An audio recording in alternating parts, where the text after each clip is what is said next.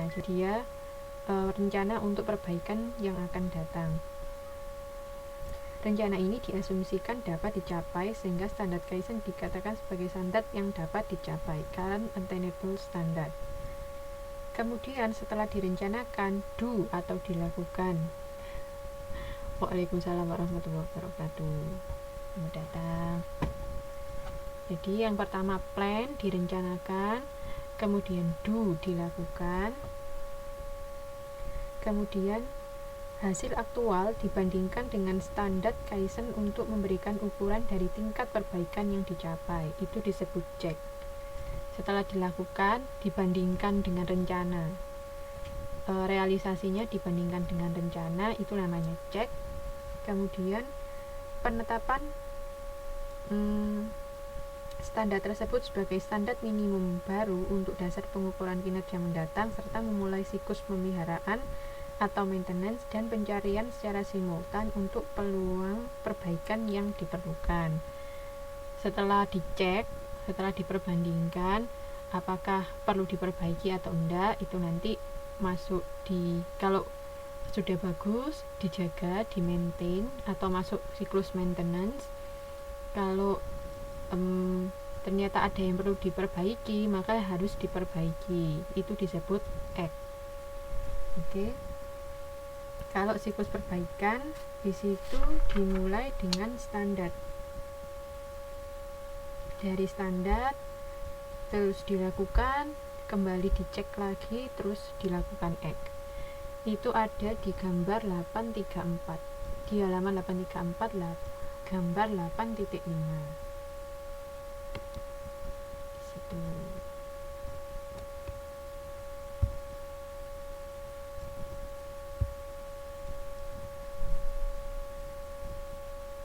Nah, kemudian pengukuran selanjutnya yaitu benchmarking, menggunakan praktik-praktik terbaik sebagai standar untuk mengevaluasi kinerja aktivitas. Melihat secara internal maupun eksternal dari organisasi. Tujuannya yaitu menjadi yang terbaik dalam melakukan berbagai aktivitas dan proses. Ini untuk benchmarking.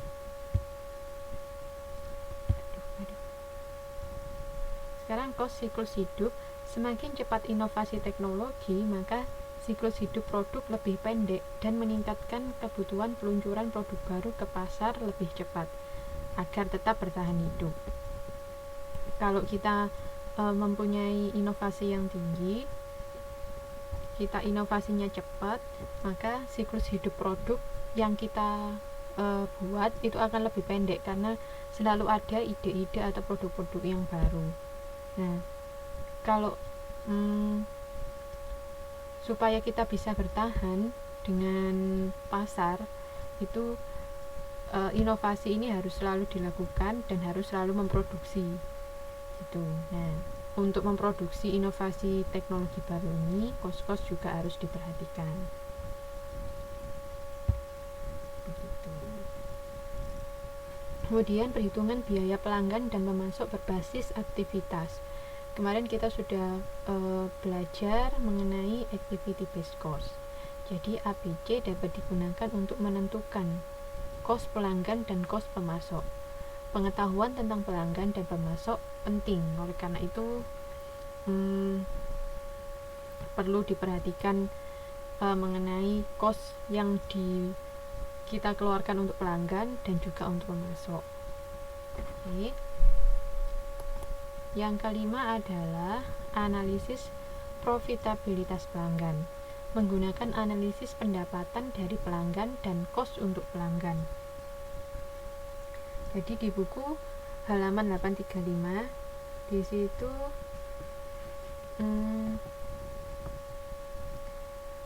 analisis pendapatan dan cost untuk pelanggan untuk mengetahui keuntungan yang diperoleh dari pelanggan dan membantu mengidentifikasi tindakan yang diperlukan untuk meningkatkan keuntungan yang diperoleh. Jadi pelanggan itu selain memberikan pendapatan pada kita, pelanggan juga memberikan atau membebankan cost. Oleh karena itu harus diidentifikasi sehingga kita dapat meningkatkan keuntungannya. Memperhitungkan keuntungan yang akan diperoleh dari setiap pelanggan. Itu yang akan dilakukan. Analisis profitabilitas pelanggan dapat dilakukan dengan mengidentifikasi pelanggan yang paling menguntungkan, kemudian mengatur cost, terus menetapkan cost tambahan, juga mengurangi kegiatan jasa pada pelanggan yang kurang menguntungkan, terus memperkenalkan produk dan jasa yang lebih menguntungkan, menghentikan produk dan jasa yang tidak menguntungkan, meningkatkan jasa yang diberikan kepada pelanggan.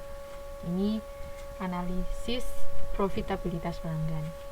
Sedangkan untuk analisis cost pelanggan, mengidentifikasi kegiatan dan penggerak cost untuk memberikan jasa kepada pelanggan. Misalnya cost pemasaran, layanan pelanggan, dan bagian penjualan.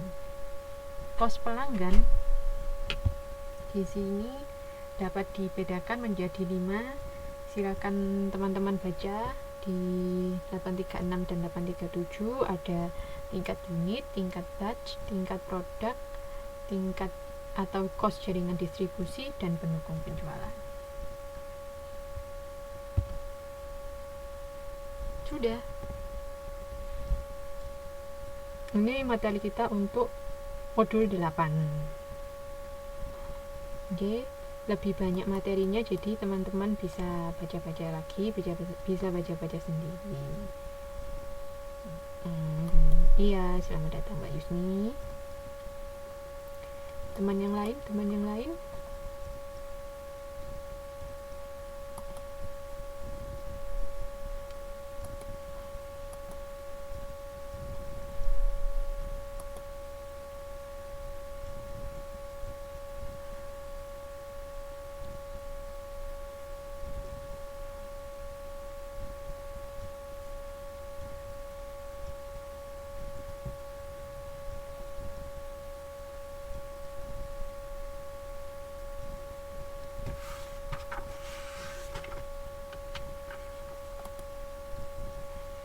Oke, sekarang kita bahas modul 9. Oke, langsung aja ya.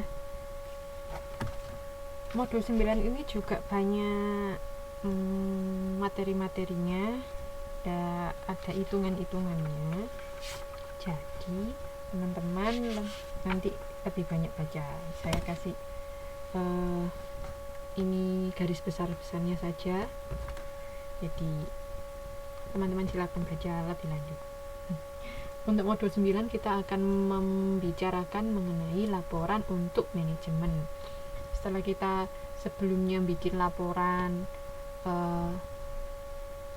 untuk membuat harga transfer atau laporan untuk cost, laporan laba ruginya semuanya, dan sekarang terakhir kita membuat laporan untuk manajemen. Apa itu? Jadi semua perusahaan memiliki sistem perencanaan, pengendalian, pengambilan keputusan, pengawasan, dan pelaporan yang berbeda sesuai dengan jenis dan karakteristik perusahaan. Pemilik yang merangkap sebagai manajemen melakukan sendiri semua sistem tersebut.